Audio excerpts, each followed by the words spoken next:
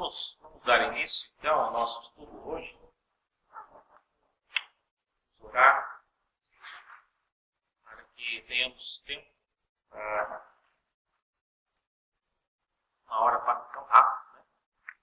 Vamos começar na hora. Que a gente possa usar, né? Orar. Muito obrigado a Deus pela oportunidade que temos de estar na tua casa depois de um longo dia de trabalho. Para muitos, a Deus, um dia bastante puxado, e ainda temos um resto de jornada para chegar em casa. Por isso, a Deus, pedimos que o Senhor renove as nossas forças e ajude-nos a compreender e a aprender um pouco mais da tua palavra. Já que fazemos isso com um propósito único de edificar as nossas vidas e também daqueles que o Senhor confiou ao nosso cuidado. Dá-nos o teu Espírito para isso e ajuda-nos nesta tarefa. Nós oramos em nome de Jesus. Amém. Amém. Nós, tanto tempo, né, falei aqui, alguém anotou aí onde eu parei? É que eu cheguei a falar sobre o dom, a manifestação do Espírito Santo dando o dom de liderança para os reis de Israel. Eu falei sobre isso? Falou, né? Falei. Okay. O que eu falei sobre isso? Não, sim, pode falar o que é?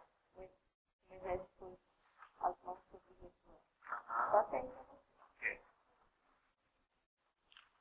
Certo.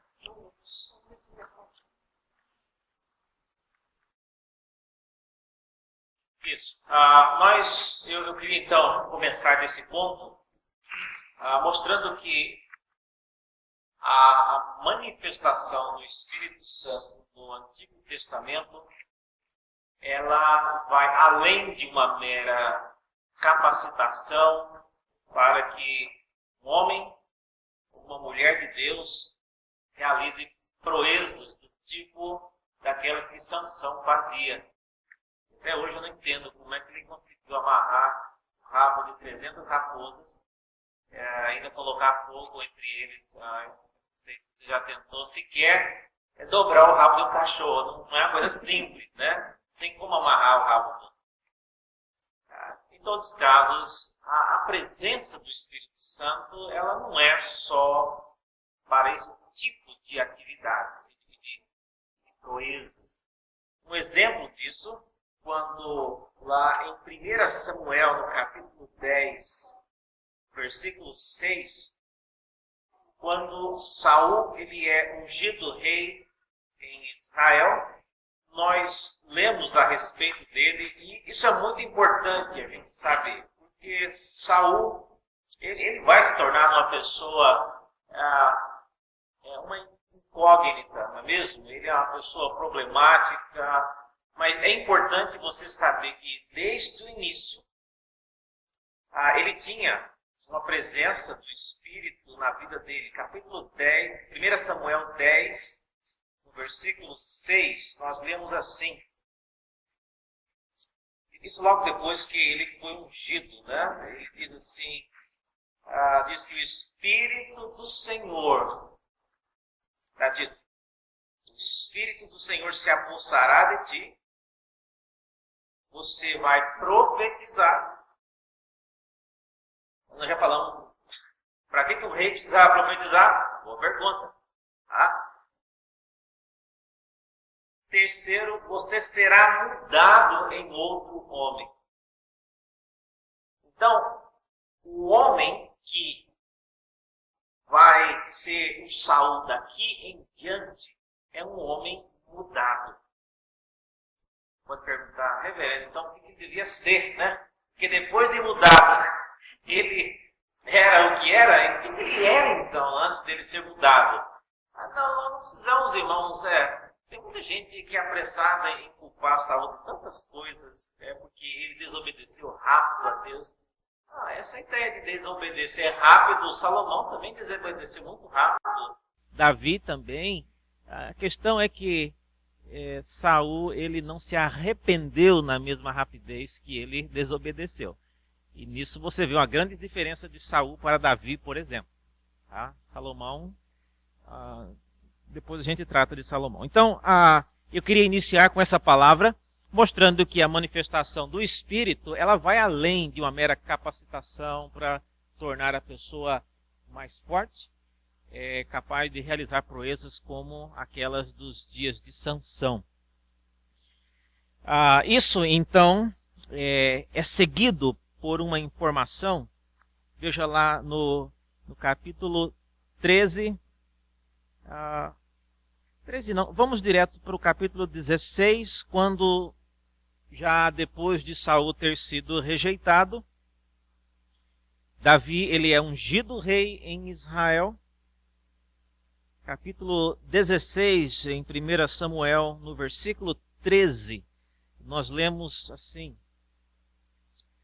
que tomou Samuel o chifre do azeite e o ungiu, ou seja, ungiu Davi no meio dos seus irmãos. E daquele dia em diante, o Espírito do Senhor se apossou de Davi. Não fala nem que ele se tornou num outro homem e também não fala que Davi profetizou. Então, já aqui quebra uma norma de que a pessoa, o rei de Israel, todos eles que foram cheios do Espírito Santo para aquela função, eles profetizaram em seguida. Aqui não fala que Davi profetizou. Tá?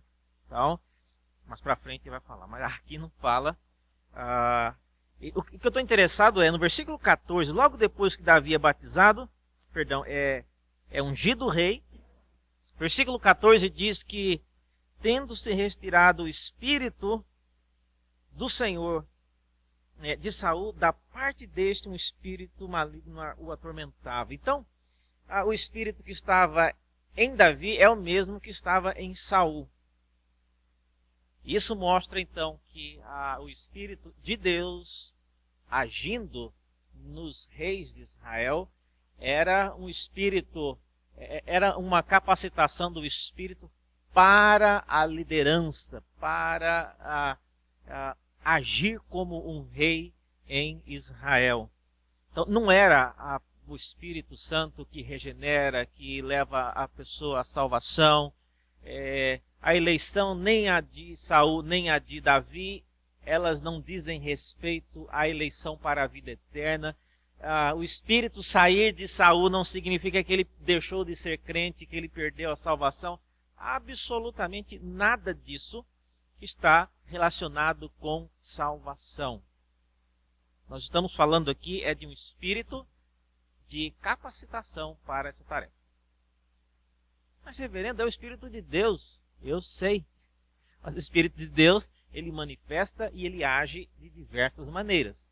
E uma delas é essa, dando ao rei de Israel a capacidade de ser alguém que agisse com sabedoria, que agisse de maneira que aquilo que ele julgasse, por exemplo, se tornasse um ato notório e, ao fazê-lo, aquilo se tornasse um instrumento de evangelização. Vocês devem se lembrar do famoso episódio quando Salomão quis dividir uma criança no meio e diz que as mães acharam aquilo um absurdo e ele descobriu então quem era a mãe verdadeira. Atos como este faria do rei de Israel uma pessoa conhecida por todo o mundo antigo. Tá certo?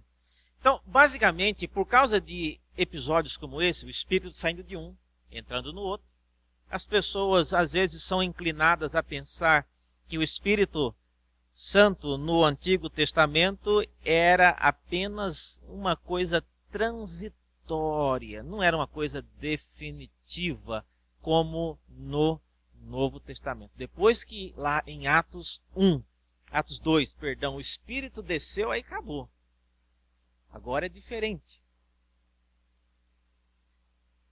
Mas você vê hoje o Espírito habitando profundamente na vida de todos os cristãos da mesma maneira?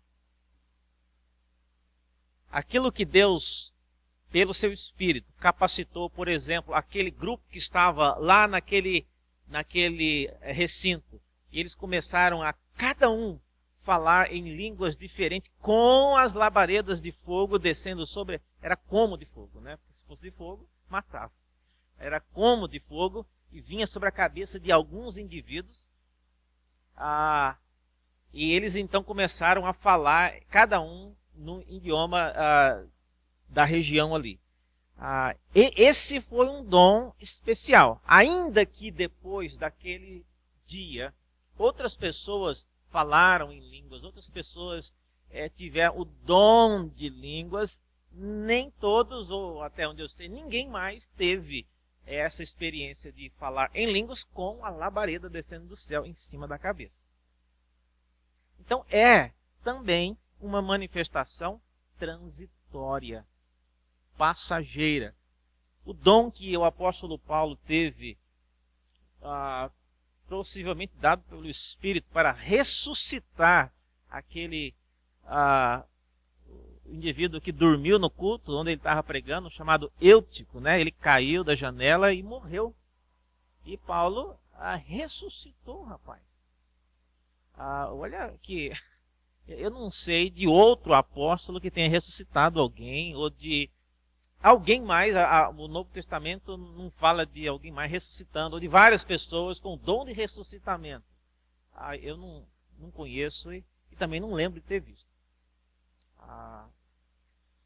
Então, por falar em ressuscitamento, né, abrindo um parênteses aqui, não sei quantos sabem, mas faleceu hoje às 10h40 da manhã o pastor Ari Veloso. Eu não sei quantos lembram dele. Foi pastor na Igreja Batista do Morumbi. E ele já morava em Londrina há alguns anos, né, mais de 15 anos. E ele faleceu hoje lá em Londrina.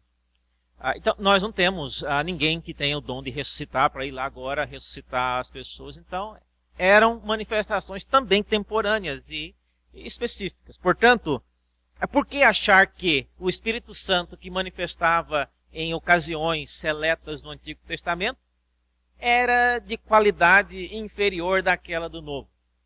O Deus é o mesmo. O Espírito Santo é o mesmo. As pessoas são as mesmas. A diferença, então, não está na transitoriedade, mas nós vamos ver que o objetivo que Deus ele manifestava no Antigo Testamento era diferente. E hoje, nós vamos ver, talvez o foco maior de hoje é a manifestação do Espírito Santo no Antigo Testamento relacionado à profecia. Aí é que a maioria das dificuldades elas acontecem. O dom de profecia no Antigo Testamento e também no Novo. Então, tudo isso é concedido pelo Espírito Santo. Então, vamos pensar um pouco sobre isso. Eu queria hoje tentar mostrar que há pelo menos 5 fases do profetismo que o Espírito Santo ele concedeu no Antigo Testamento. 5 fases. Então, hoje é o Espírito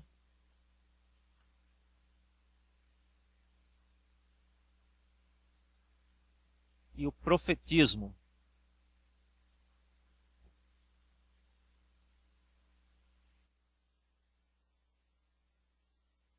A primeira fase, que a gente chama do profetismo no Antigo Testamento, que o Espírito Santo ele concede, a gente chama o período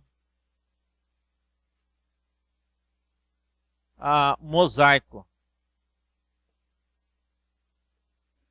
A passagem clássica para isso é a passagem de Números 12:6 e Deuteronômio 18. Alguém abra, por favor, Números 12:6. 6 e outra pessoa Deuteronômio 18, de 15 a 16. Veja que Moisés, ele é talvez o primeiro e o maior de todos os profetas, ainda que o livro dos Salmos tenha referido, eu não lembro aqui, mas fala de Abraão como tendo sido profeta, mas mesmo se Abraão foi profeta, a gente não sabe o que ele profetizou. Talvez uma referência mais generalizada, mas Moisés é, via de regra, o primeiro profeta. E veja esse texto em Números, Números 12, 6. O que é que diz lá?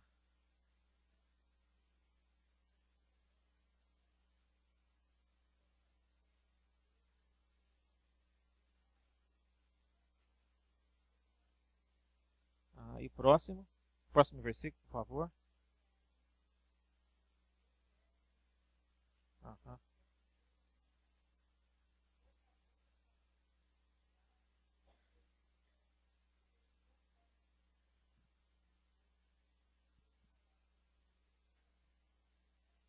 Então, no período mosaico, o profetismo ele era feito com Deus comunicando diretamente com a pessoa. No caso, Moisés, ele é privilegiado nesse sentido.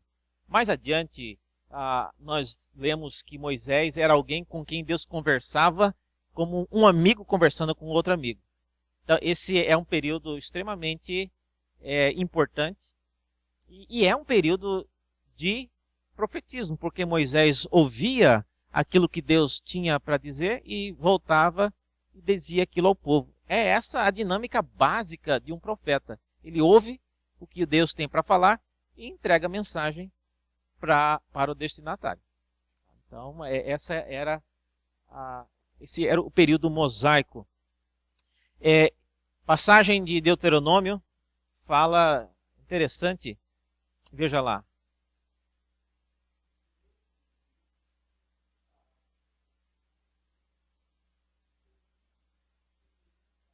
Semelhante a mim, olha só. Pode continuar.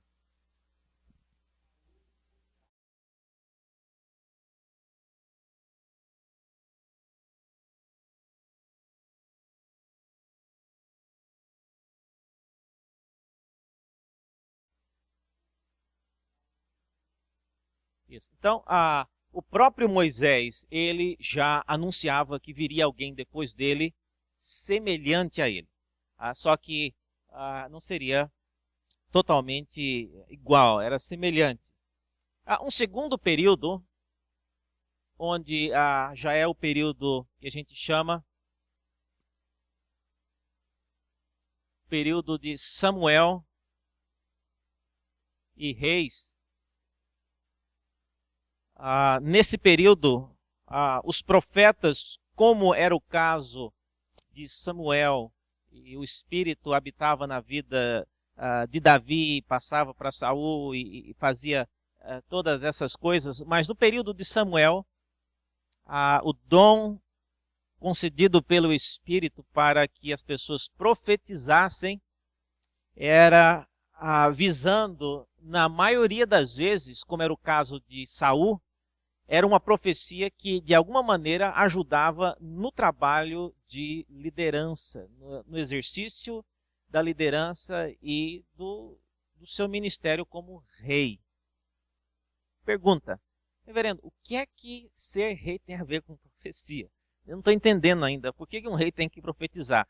Irmãos, a profecia, toda a palavra profecia em grego, ela significa você verbalizar alguma coisa. Então, quando Saul, Davi, todas essas pessoas, elas profetizaram, ainda que nós não tenhamos o conteúdo daquilo que elas falaram, ao falar que elas profetizaram, elas disseram alguma coisa. Eu não sei quantos lembram agora de cabeça a ocasião quando Saul ele ficou furioso porque Davi ele ouviu falar que Davi ele estava se escondendo lá junto com os sacerdotes na cidade de Nob, lembram lá? E e ele mandou um grupo de soldados para ir lá prender Davi. O que aconteceu? Os soldados chegaram lá, e a hora que chegaram, como se um espírito maior assimilou-os, e eles começaram a profetizar e não voltaram para dar, nem pegaram Davi, nem voltaram para falar para Saul o que tinha acontecido. Eles começaram a profetizar junto com os sacerdotes de Nob. Saul mandou uma segunda equipe. Depois da segunda equipe, chegando lá, mesma coisa. Eles foram chegando para prender, mas eles acabaram profetizando junto com eles que estavam lá. E a terceira equipe, a mesma coisa. Por fim, Saul resolveu ele mesmo ir. E ele chegou lá, chegando, né, esbaforido, pronto para pegar Davi, pegar todo mundo. Chega lá, diz que ele também, o próprio Saul, acabou se curvando e profetizando junto com os sacerdotes, e aí as pessoas até acharam que essa história toda que eu estou contando está lá em 1 Samuel, no capítulo 19. Depois vocês leiam aí mais sobre isso. Então observe que o ato de profetizar era um ato dado pelo Espírito Santo, e era uma maneira de, em ocasiões específicas, homens e mulheres de Deus traziam palavras específicas de Deus para uma situação, e aquilo acabava diluindo uma situação de discórdia, uma situação de perseguição, como era o caso de Saul perseguindo Davi. E diz o texto, inclusive, que Saul ele foi tão tomado pelo Espírito que, isso no capítulo 19, que eles achavam até que eles perguntaram, mas agora Saul faz parte dos profetas, né? Porque ele já está profetizando junto com eles. Tamanha foi a manifestação do Espírito na vida de Saul nessa ocasião. Então, era uma situação temporária, porém bastante profunda. Dentro desse período de Samuel e Reis, uma coisa importante, a Bíblia ela não quis, por razões que eu não sei, mas Deus ele não quis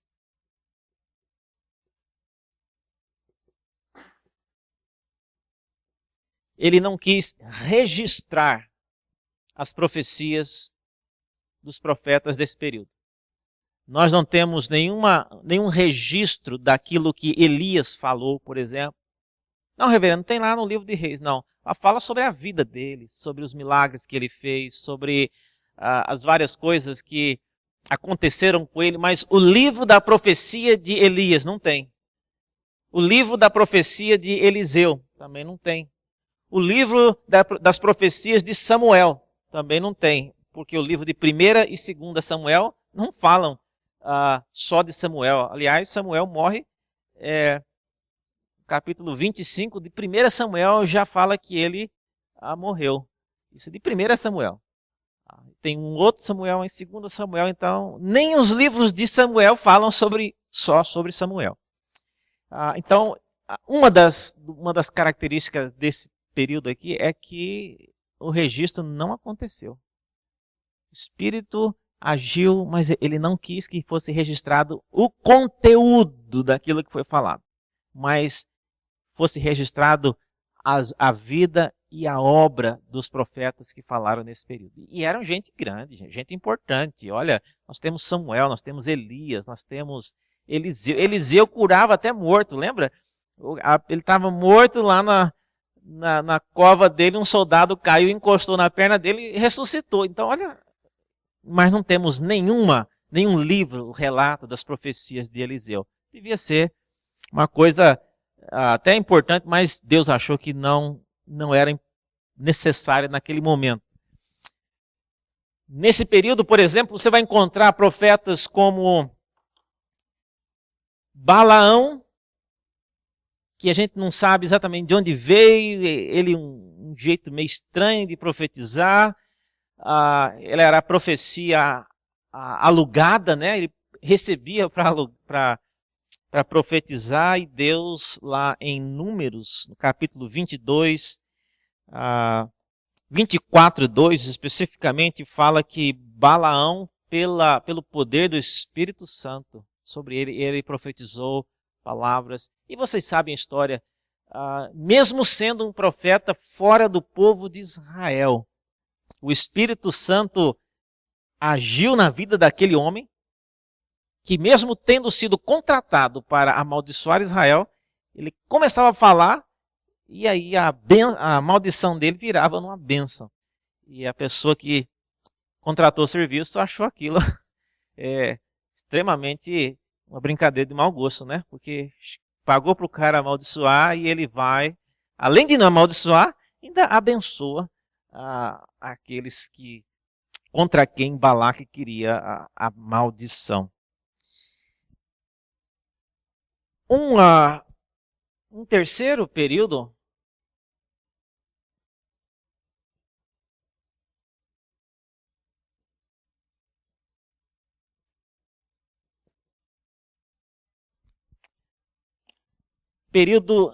davídico. Davi, ele é descrito como alguém que profetizava. Alguma pergunta até aqui, irmãos? Eu estou caminhando assim meio rápido. Alguma pergunta até aqui? Sim.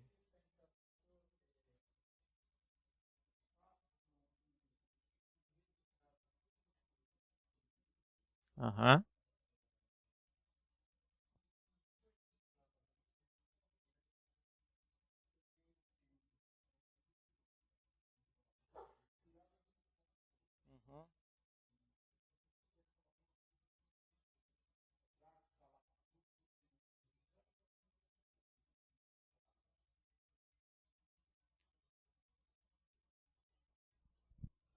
Nesse período, irmão, o que não foi registrado, como eu disse, é o conteúdo das palavras. O conteúdo delas. Mas muita coisa foi registrada a respeito da vida e das obras desses homens. Então, e é interessante que hoje nós conhecemos muito mais da vida e das obras de Samuel do que conhecemos, por exemplo, de Isaías. Isaías já é o inverso.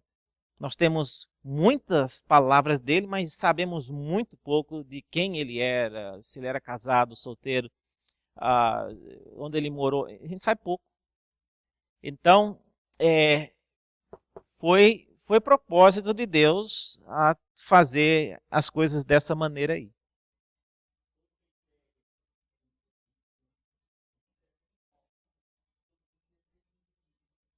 Sim, é.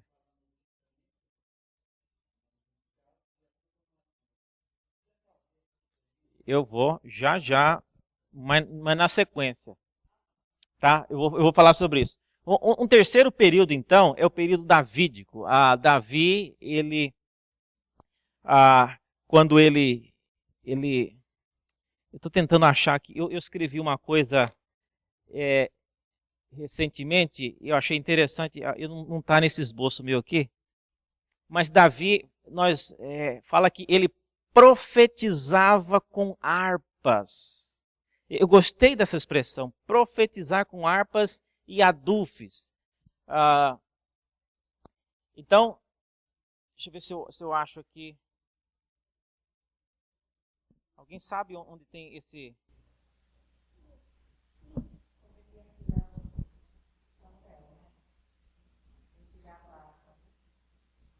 Não, isso aí ele não é profetizar com harpa, não. Essa expressão não aparece aí.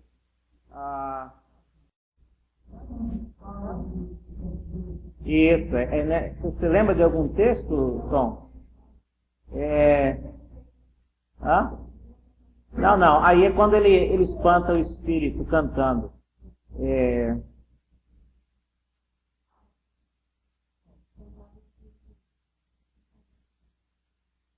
Peraí.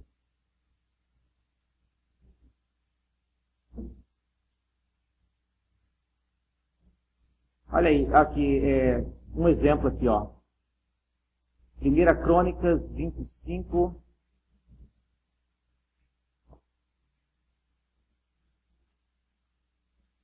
Primeira Crônicas 25, 3, fala que Davi, ele tinha 3 pessoas que são mais de 161 vezes referidos nos Salmos como eram os auxiliares de Davi na composição dos Salmos. Eram eles Asaf,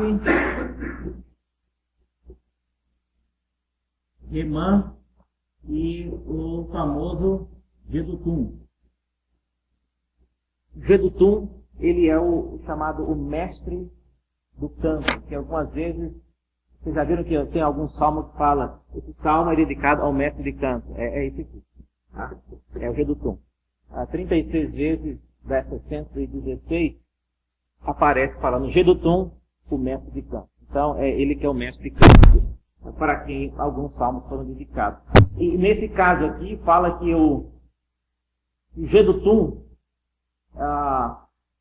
sob a direção de Jedutum, seu pai, né, que profetizava com harpas. Então, veja, o ato de profetizar com harpas. E o que seria profetizar com harpas?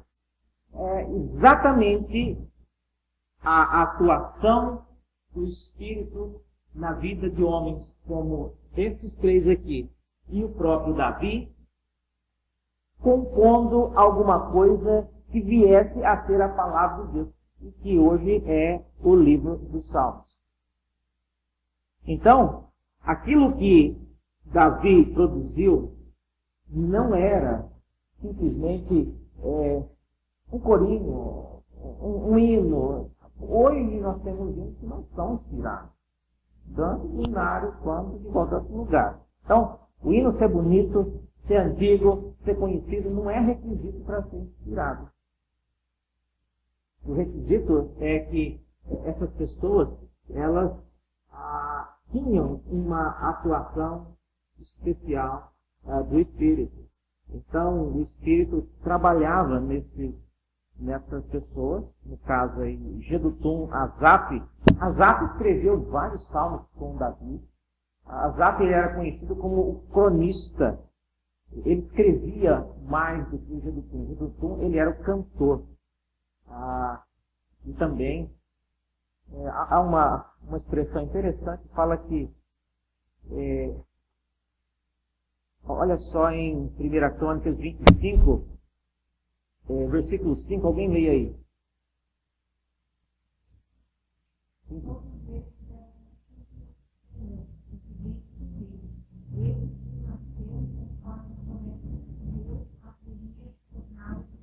Então, além disso, essa expressão de que ele era vidente do rei, a vidente, infelizmente, essa palavra hoje tem uma conotação diferente, né? A gente já pensa logo numa cigana, numa cartomante, mas não tem nada a ver no sentido bíblico da palavra. Vidente é alguém que conseguia ter visões. Samuel ele é chamado de vidente no livro de Samuel. Essa é uma expressão mais antiga para se referir a um profeta num período quando o registro não era importante. Então, o Espírito Santo trabalhando na vida desses homens. Asaf, Davi, Asaf, Remã e Jedutum, eles foram profundamente usados por Deus para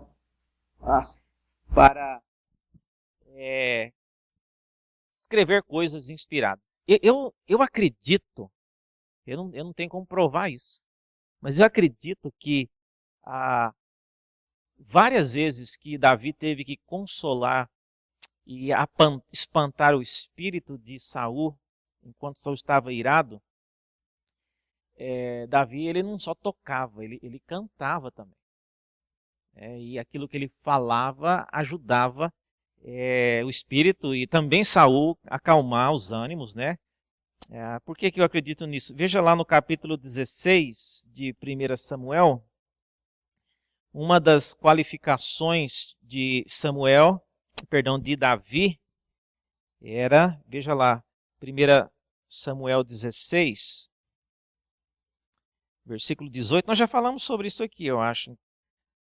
Olha as qualificações de Davi. Ele era forte, valente, homem de guerra e sisudo em palavras. Sisudo em palavras não é uma pessoa que não tem trava na língua ou a pessoa grosseira. Sisudo, ele manejava bem, ele era uma pessoa com uma retórica muito boa. E, obviamente, isso foi estampado nos salmos que ele escreveu. Então, é bem possível que Davi tenha escrito muitos salmos, inclusive alguns salmos que ele escreveu, ele mesmo diz, esse salmo eu escrevi quando estava fugindo de Saul, da caverna tal e tal. Então, você vê que o contexto era esse mesmo. Então, ele escreveu em momentos como esse. Bom, essa aula não é sobre salmos, né? É sobre o Espírito Santo. Então, não vamos entrar aqui. O próximo período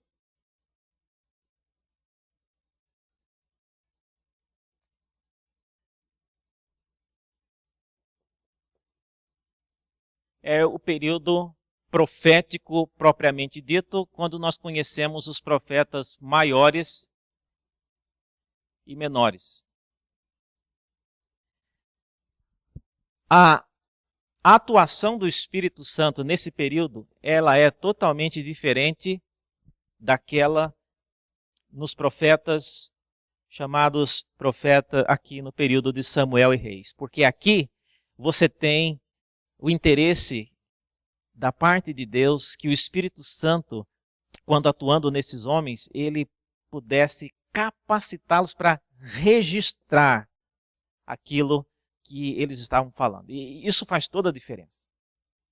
É por isso que nós, vamos deixar só eu, né? Não vou incluir vocês na minha convicção, mas é por isso que eu não acredito que o dom de profecia hoje, que eu acho que existe, ele não é igual ao ministério profético desse período. Nem os profetas do Antigo Testamento desse período eram igual a esse aqui. Que dirá nós hoje que somos ou quem for profeta hoje. Então, é muito distinto. Nós vamos ver por quê. Então, nesse período, você tem homens e também mulheres de Deus que eram profetas, e mulheres não dá nome em uma, né? A profetisa Hulda, que ela era excelente em grego e hebraico, essas coisas.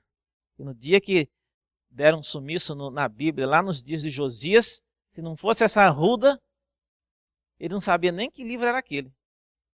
Pensou um dia, daqui a 100 anos, vou arrancar aquela tábua ali do fundo da igreja.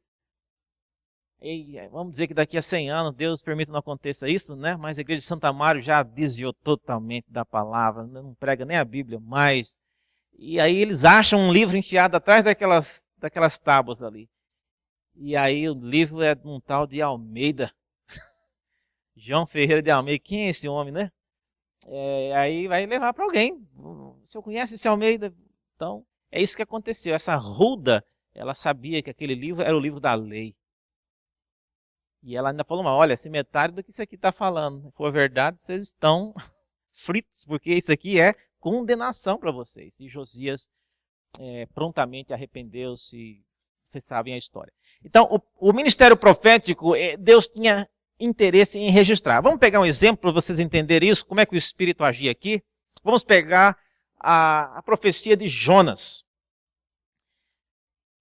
Rapidamente, eu não estou preocupado exatamente em detalhes, mas qual é a profecia que Deus deu para Jonas? Alguém lembra? Qual que é a mensagem?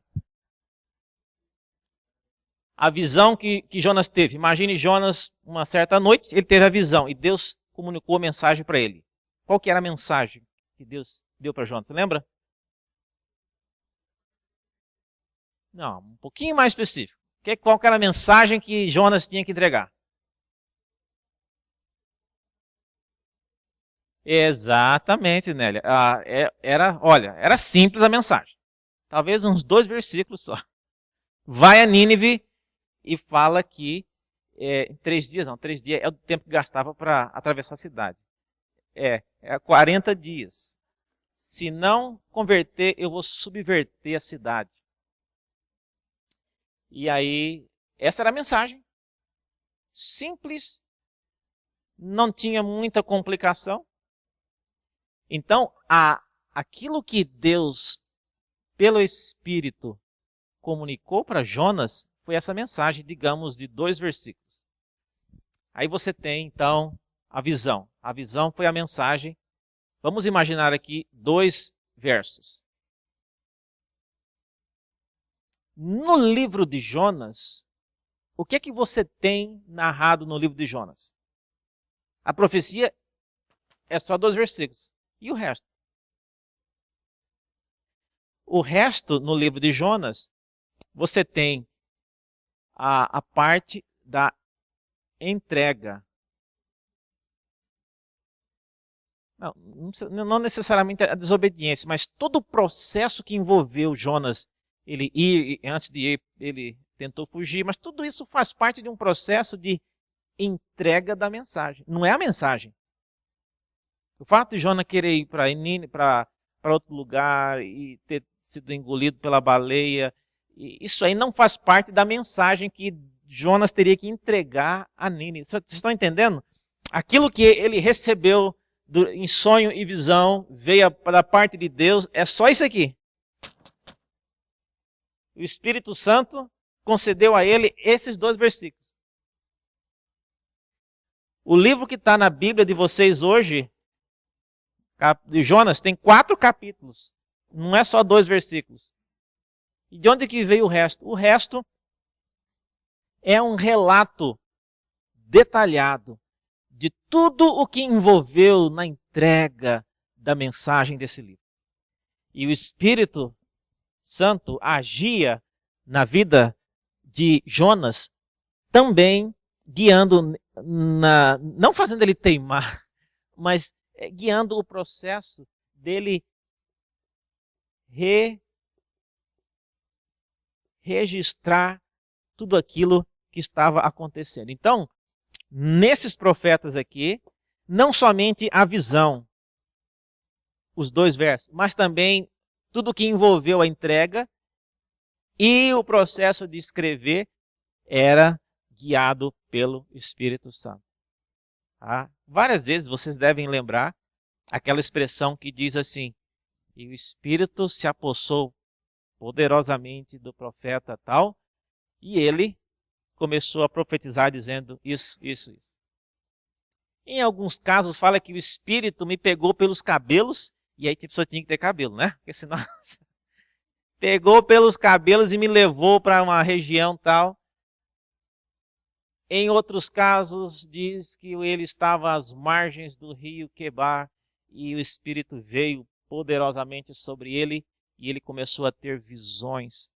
Então, essas são manifestações de Deus por meio do seu Espírito, capacitando esses homens a verem coisas que as pessoas normais não viam, a ouvir coisas que as pessoas normais também não ouviam, depois registrá-las. E hoje você tem um livro de Jonas que não só esses 2 versos, mas toda a história de Jonas é palavra de Deus. Pergunta. Eu que estou fazendo a pergunta. Será que é importante, reverendo, toda essa gastação de tempo aqui contando que Jonas foi para lá, foi para cá? E por que não, o livro de Jonas não foi só a mensagem mesmo, né? O importante é que Nínive tinha que se arrepender, se não arrependesse, Deus ia destruir. Não é essa a mensagem? Essa é a mensagem. Inclusive tem até alguns teólogos por aí não gostam da Bíblia. Não sei por que é teólogo, né? Se não gosta da Bíblia. Mas eles não acreditam que Jonas realmente foi engolido por uma baleia. Eles até acham que Jonas pode ter engolido a baleia, mas a baleia engoliu Jonas, não.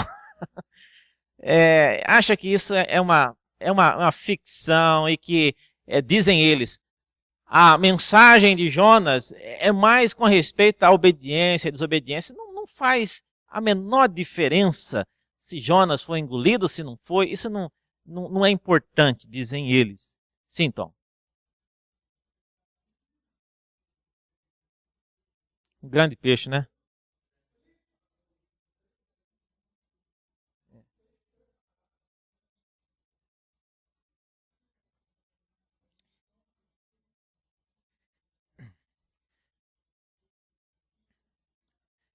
Não, mas preparou no sentido de trazer, porque essa expressão grande peixe, ela é muito conhecida no Antigo Oriente Próximo. Devia ter muito desses grandes peixes e a própria, não vem ao caso aqui, eu estou falando coisa, mas a mitologia na Assíria acreditava que eles adoravam inclusive esse grande peixe. Então foi extremamente sugestivo da parte de Deus ter providenciado que o grande peixe engolisse Jonas, o profeta que posteriormente foi entregar mensagem para Nínive. Mas em todos os casos, é importante que toda essa novela a respeito de Jonas, por que não foi só a mensagem? Jesus, lá em Marcos capítulo 12, ele, do nada, ele fala, né, para os fariseus e hipócritas lá, olha, o sinal de Jonas. E qual foi o sinal de Jonas que Jesus menciona? É o fato de ele ter passado 3 dias debaixo, dentro da barriga do peixe. Aí, então quer dizer que isso não foi por acaso. Os 3 dias debaixo da barriga do peixe, embora não fizesse parte da mensagem, fazia parte da intenção de Deus em registrar algo que servisse de ilustração para gerações séculos e séculos depois de Jonas. Então, é isso que o Espírito faz. Tá? E nesse período, você tem o registro de uma quantidade enorme. Eu não sei quantos já tiveram a curiosidade, mas vocês sabiam que só os profetas maiores e menores, só esses 2 grupos aqui, a quantidade de texto já é do tamanho do Novo Testamento? Só esses 2 aqui. Tá? Quantidade de texto. Não é contar os versículos, mas a quantidade de texto. Então você vê que Deus, ele revelou muita coisa. Muita coisa. E às vezes as pessoas, elas ficam só no Novo Testamento e esquecem que a Bíblia inteira, ela é a palavra de Deus. Por último, tem o período que a gente chama apocalíptico e o que o irmão mencionou lá, preditivo. Especialmente o profeta Daniel, no capítulo 7 até o capítulo 12, Daniel, ele usa uma linguagem profética apocalíptica de nenhum outro profeta usou. Há alguns trechos de Isaías, em alguns trechos de Ezequiel, mas não como Daniel. Ao ponto da tradição judaica nem achar que Daniel era profeta. Eles colocam Daniel como um livro histórico, porque as profecias de Daniel são tão detalhadamente esboçando a história futura que os judeus, eles colocam Daniel como sendo um livro histórico. Um histórico, assim, escatológico, né? Alguém já teve a curiosidade e teve o tempo, lógico, tinha que ter a curiosidade e o tempo. E eu vou perguntar para vocês que talvez, não sei se tiveram nem a curiosidade nem o tempo, mas quantos % de material preditivo há em toda essa literatura dos profetas maiores e menores? Alguém já chutando assim, imagina, material preditivo é alguma coisa do tipo, e a virgem conceberá e dará à luz a um filho, esse tipo de coisa. Quanto por cento você acha de material como esse tem nos profetas maiores e menores? Porcentagem, mais ou menos assim, quanto vocês acham? 100%? 100%. Material preditivo, falando material desse tipo assim, né? Eis que a virgem conceberá, dará à luz a um filho, ou material do tipo de Daniel, capítulo 7 a 12. 30%, estimativa. É isso mesmo, estimativa. 10. Tá caindo. Começou com 100 aqui, já está em 10. Material, isso só nos profetas, né? Gente, primeira vez que eu vi isso, eu fiquei pasmo. E aí a pessoa mostrou os textos. E quando eu falo de material preditivo, eu estou falando de material do tipo específico. A virgem conceberá e dará um filho, que será chamado Emanuel. Isso aponta diretamente para Cristo, detalhes. Ou quando Isaías 52 fala sobre o servo sofredor, esse tipo de material perfaz um total de 6%. 6%. Eu não estou dizendo que então que todo o resto não são profetas, não. Eu estou dizendo que se você ler, vamos pegar, por exemplo, o profeta Isaías. Quem lê o profeta Isaías inteiro vai ver que o Espírito Santo capacitou esses homens não só para fazer predição, mas também para ser uma palavra extremamente crítica à política da época, à igreja da época, ao rei, à rainha, ao filho do rei, à mãe do rei. Eles tinham uma palavra extremamente contextualizada. Só para um exemplo. Essa questão de a virgem conceberá e dará à luz um filho, alguém lembra o contexto que Isaías falou isso? Ele estava num pé de guerra com o rei Acais. Acais querendo fazer uma coligação com o rei da Síria para uma guerra contra Israel e o reino de Arã. E Isaías interferiu, falou, não vai. Fica no seu lugar que Deus vai ajudar. E Acais, eu não sei, mas será? E vai, não vai, vai, não vai. Isaías foi firme. Não entra nessa, Acais. E Isaías percebeu que Acais não estava convencido. Ele estava querendo entrar realmente nessa colisão, essa coalizão. E Isaías fala, rei, você tem certeza de que eu estou com a palavra da parte de Deus? Faça isso. Pede um sinal. Pede um sinal que eu vou te dar um sinal agora aqui, como prova de que a minha palavra é da parte de Deus. E Acais parece que já tinha até combinado o acordo, já estava só mesmo cozinhando o galo com Isaías. E Acais, não, eu não vou pedir sinal não vou tentar o Senhor. E aí Isaías fica numa fera com ele. Você é um rei de vale nada, você não pediu um sinal, mas eu vou te dar um sinal.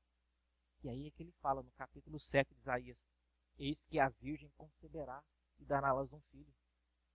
Então observe, até esse tipo de material preditivo é usado num contexto extremamente prático e real, que era questões de desobediência da nação.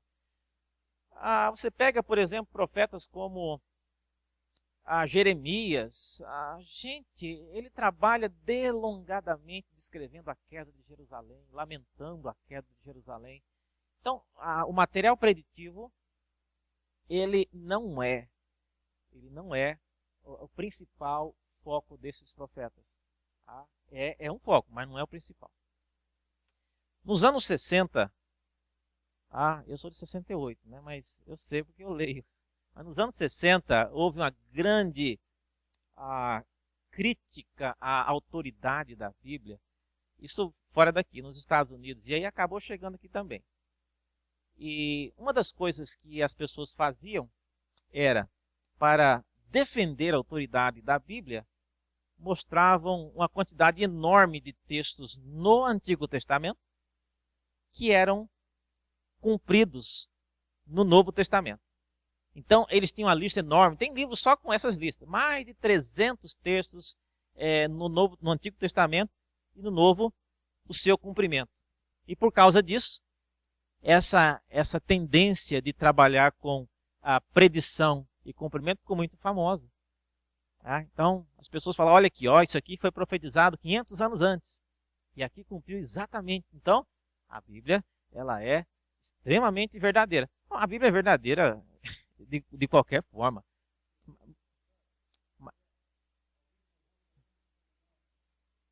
Não, não provou não.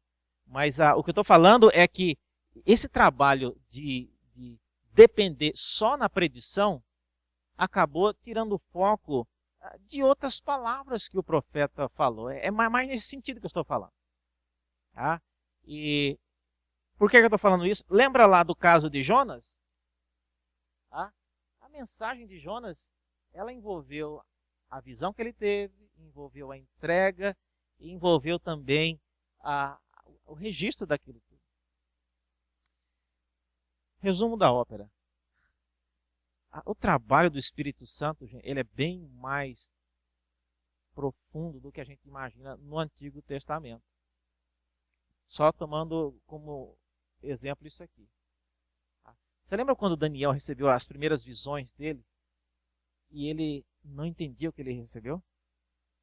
Em uma ocasião ele ficou 21 dias aguardando voltar a conexão, que ele perdeu o sinal, a rede dele caiu, não era nem a Wi-Fi, nem 3G, nem nada, sumiu tudo.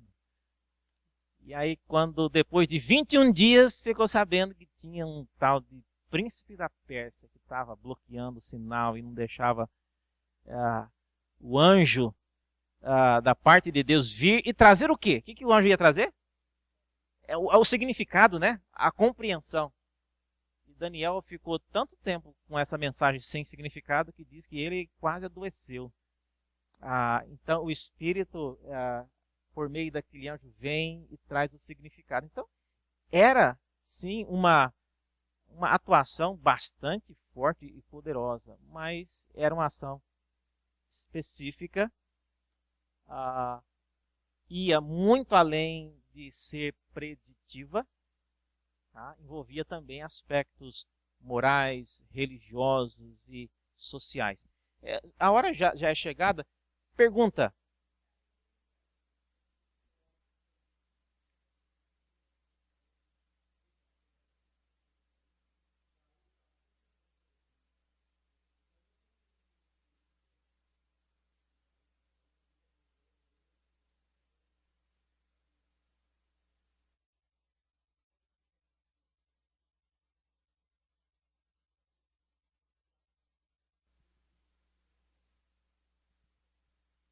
Semana que vem sou eu que vou dar aula?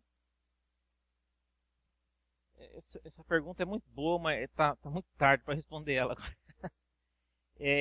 Ela merece uma boa resposta. Eu acho que eu vou responder ela semana que vem. É uma coisa importante. Ele está falando da dupla referência. Davi às vezes fala alguma coisa. Será que é dele mesmo que está falando? Ele está falando de outra pessoa? Isaías 46:8. Alguns textos falam do rei de Tiro, depois a gente acha que está falando de Satanás. Então, aí, de quem que o texto está falando? Isso é importante. É uma boa pergunta. A gente vai falar nisso depois. Gente, o Espírito Santo que agiu nesse profetismo no Antigo Testamento é o mesmo que age naqueles que têm o dom de profecia hoje. Só que quem tem o dom de profecia hoje, ele não tem o dom de profetizar dessa maneira aqui. Por quê? Porque o que você vê, os que veem, né? Eles não vão registrar da maneira como esses profetas registraram. Porque senão, as últimas páginas em branco lá da Bíblia iam ter que ser acrescentadas com novas profecias. Não é o caso. Os profetas,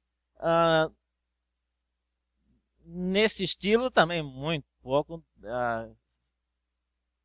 Corinho ou hino profetizado que virou página da Bíblia também não é o caso. Então, o que é o profeta hoje? Talvez o melhor exemplo seria o do próprio Moisés. Depois, Deuteronômio, capítulo 1, versículo 6, fala que Moisés, uma das coisas que ele fazia é que ele explicava a lei. Ele foi aquele que falou para a segunda geração. Só isso, reverendo? Só explicar. Não é só explicar, mas uma explicação que vê coisas que as pessoas elas não veem de maneira natural. Você terá pessoas que são homens e mulheres de Deus que, quando Deus quer usar, Ele pode usar pessoas para, através de uma palavra, lançar um desafio para uma igreja, para uma geração, e aquilo tem um impacto profundo sobre aquela geração. E depois passa aquilo, nunca mais Deus usa aquela pessoa. Eu acredito, embora hoje ele esteja bastante numa dinâmica bem diferente, mas eu acredito que Deus usou no passado muito o reverendo Caio Fábio. Foi um profeta. Mas hoje ele não faz mais o que ele fazia. E, inclusive, Deus usou a vida dele para me chamar para o ministério, isso em 86. Hoje a situação é bem diferente, infelizmente. Mas Deus usou uma pessoa num período e trouxe grandes bênçãos. E assim vai. Deus levanta outros. Em cada geração tem algumas pessoas diferentes.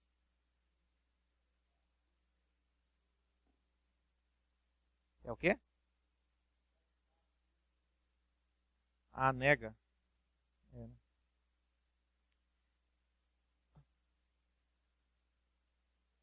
Como é que é? Lógico. É lógico. Exatamente.